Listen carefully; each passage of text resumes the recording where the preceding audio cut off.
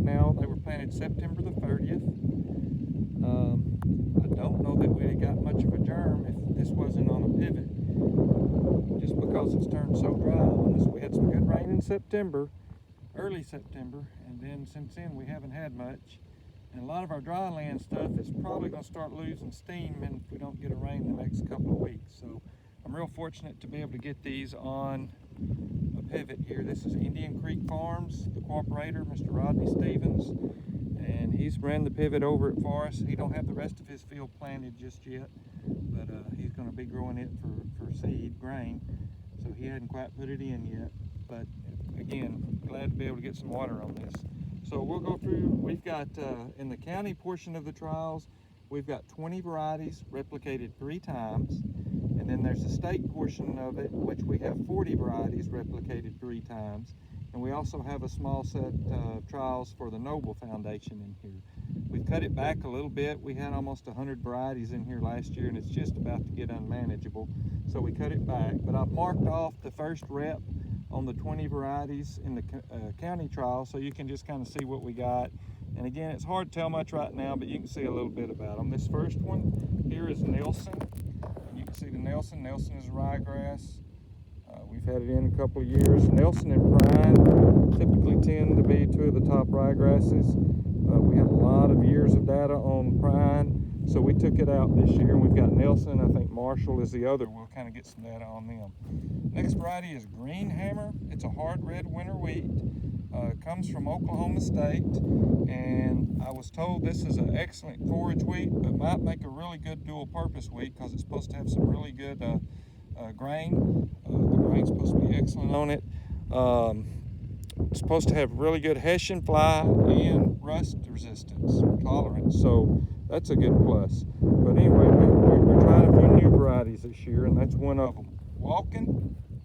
I had Walkin' in the trials 1 year, several years ago, but the trials were harvested so early we really wasn't able to get the benefit of its production because it produces later in the spring a whole lot. It goes later anyway, and you can see it looks real good right now too, but it does go later into the spring. So this year I think with this being rather than being a grazed field but being a grain field, we'll be able to get a final cutting on it and get a little more production. Slick Trit 2. Most of the folks here are familiar with Slick Trit and Slick Trit 2. Couldn't get any Slick Trit seed this year, so we're going to have Slick Trit in here and get a few years of data. It is a triticale. It's a real popular triticale in the area. Slick Trit had been around for years. They're an excellent variety for us, triticale. A lot of folks grow it it usually don't do as well early on. Don't put that grazing early. It comes on, and when it comes on, it really comes on. It's a good silage variety or hay-in variety. Winter Grazer is a rye, not ryegrass, but a cereal rye. Okay. I think we've had it in the trials for 1 year, so we're just trying to get a little more data on it. And there's Elbon. Elbon is a rye, also a cereal rye, been around forever. You can kind of see the difference. Elbon, to me, looks better at this point than Winter Grazer. NF201 is a Noble Foundation triticale that has performed really well for us in the past. We got some skip spots in there. I don't know if they just haven't germinated or if we had some issues with seeding. I noticed that in a few of the trials here. This next one is 211 FF135-4. This is actually an experimental barley, and I don't put experimentals in these trials normally because it needs to be something producers can get. But this is one that's supposed to be released this year. We've got a few of these in here this year, and the barleys have performed well for us. So I kind of want to give them a looking at, if they're going to be released. They're good enough to be released by A&M. We want to look at them. One of the barleys we had, John Brown, I can't think the name of it right now, but it had been an exceptional one, and we took it out this year just because we had so many years of data on it. Here is another experimental barley, 2011 F564-1, again another A&M release. It's supposed to be a named variety and supposed to be released this year. We'll kind of see how they do in our trials. Temo 606 is another oak variety. Here's Here's Razor. It's a hard red winter wheat that we grow a lot of in the county. It's beardless. I really like the idea that it's beardless. And that's one of the things on the slick trip that we like to see as well. In case you're late getting in the field because it's wet or something like that, you don't have to worry about dealing with all those lawns. Okay, here's our other ryegrass. This is Marshall. You see it. The ryegrasses don't look great right now, but give them some time. And this is the experimental that I got from Oklahoma. This is an OSU variety. This is a white winter wheat. So that's a little bit different. It's supposed to be a heavy forage producer. We will see. I only put it in here because it's released now. I don't have the name for it, but it was a named variety about 2 weeks ago and released to the public.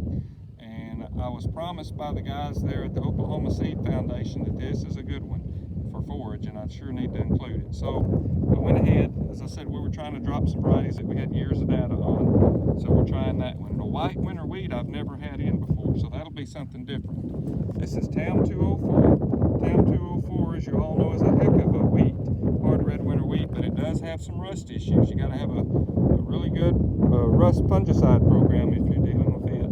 But gosh, it's a heavy producer, always does really well in the trials.